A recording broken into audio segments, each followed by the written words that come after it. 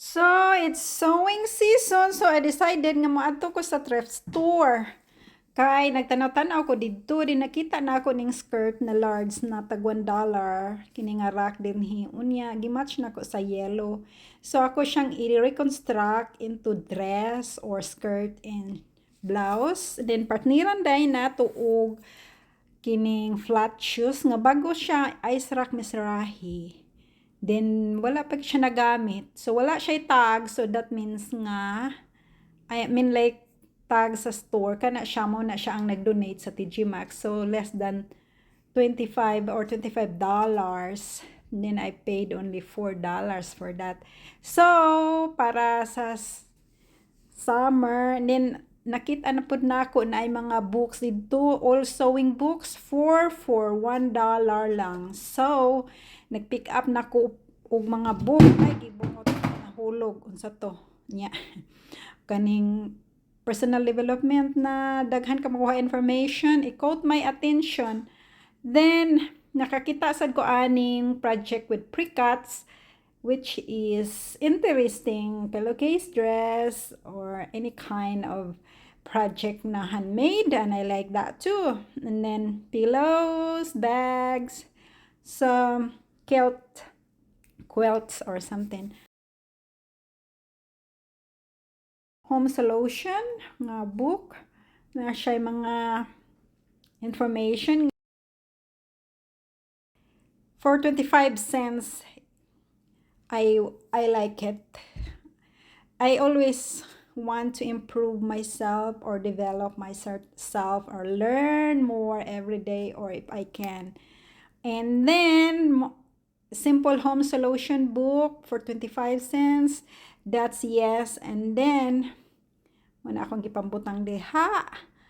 Then kini siya ganahan ko ang survival scrapbook 1, but wala na ako gikuha kay gibutang na ako siya. Then later nakita day na ako ang makina duha ka buok. Ang isa kuwang ubabin case per $10 lang siya. Nice ba siya? Unya, ang isa, bago kini siya, bago ni siya, $18, including iyahang sudlanan. Wala pa gid siya, gas-gas ay, bago, pero na-interest kay ko, kay kumpleto siya, na siya manual, na siya mga accessories. So, nag-think ko kung necessity ba gid na ako. Unya ko na nadili man, kaya na naman ko yung mga makina. So, naglilili ako, nag-search ko kay ligon kay siya ba, dial and sauce siya na brand.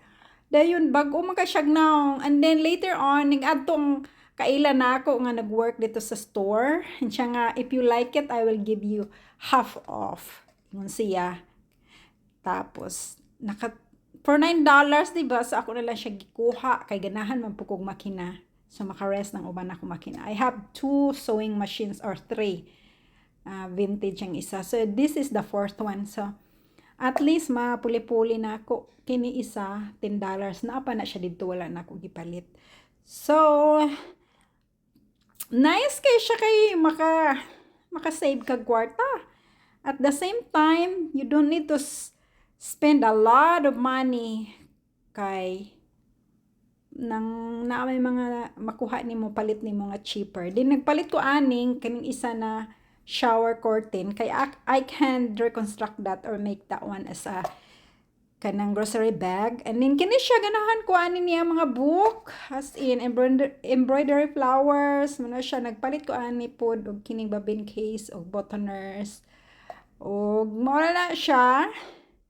O shoes half off, $20 lang siya tanan. Apple makina $20 and few cents Apple tax.